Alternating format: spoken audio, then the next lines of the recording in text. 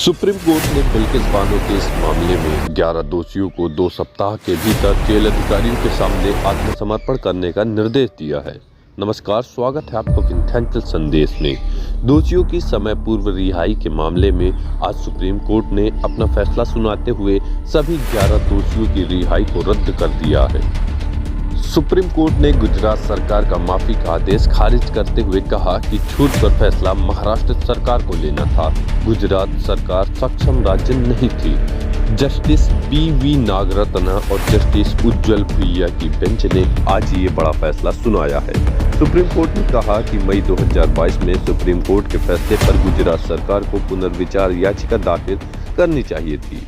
गुजरात सरकार ने 13 मई 2023 के फैसले को आगे बढ़ाते हुए महाराष्ट्र सरकार की शक्तियां छीन ली, जो हमारे राय में अमान्य है। गुजरात सरकार ने दोषियों से मिलकर काम किया।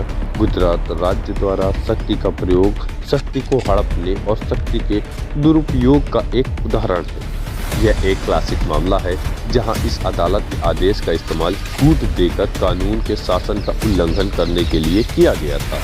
बिल्किस बानो उस वक्त 21 वर्ष की थी और 5 महीने की गर्भवती थी जब सांप्रदायिक दंगों के दौरान उसके साथ सामूहिक बलात्कार हुआ था।